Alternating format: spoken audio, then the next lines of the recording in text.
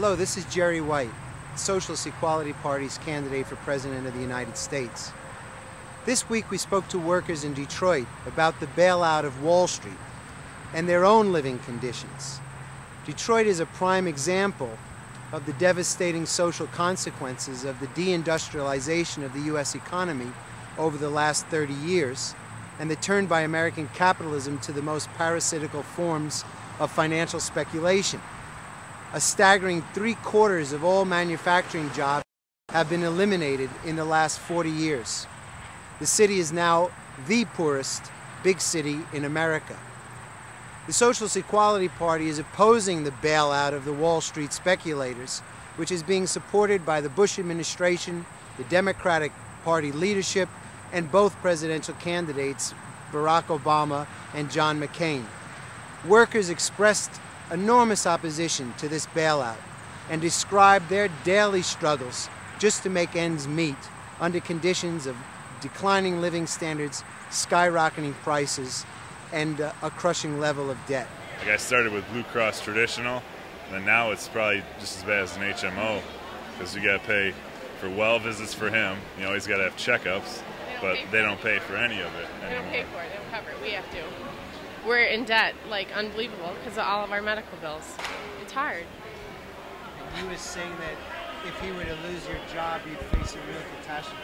Yeah. If he lost his job, we would be no more. You'd be out here begging for money Right. with all these other people. Yeah, exactly. That's why it's like these guys are dressed really good asking for money, and it's like, wait, I can't give you anything. I don't have anything. Yeah. I have hardly anything. We live check to check.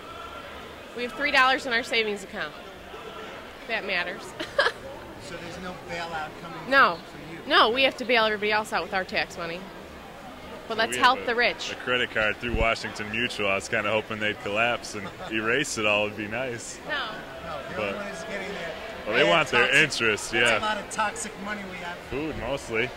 You know, you come up short on a week, you got to eat somehow. So, and they want to, you know, take your assets from you. I got nothing on it, so. And you were saying that you never expected to be in this type of situation. No. You never do. It's everybody else, and now all of a sudden it's us, you know? You can't ask for a loan from your parents because they're in the same boat. You can't ask for any kind of help, you know? Every day is a new challenge. Yeah. It's just hard, you know? Another thing, too, we put medical bills on the credit card, you know, because they just keep coming in. And you don't see all that in your budgeting for it, so it's got to be paid for somehow. So if it was up to you, and where do you think this $750 billion would be better spent? Helping the middle class, helping us survive. Yeah, should divide it up between us. Because we're the ones that's paying for the government right now. So eventually they're going to run out. They can't just keep taking from us. Eventually we're not going to have anything left to give, you know? So it's unfair that we have to bail out Wall Street. You know, people are losing jobs, losing homes. We don't have adequate medical care for the senior citizens, and even the working person can sometimes afford their health care. So how do we get to bail them out? So what happens to us? We end up paying for it. Like you said, we end up losing housing funding, education funding, Medicare, Medicaid. What happens to us? You know, we can't afford to pay for Wall Street's bailout plus the war that we have going on now. It's just too much. Yeah, because the working class are the ones that suffer. We suffer most. Right.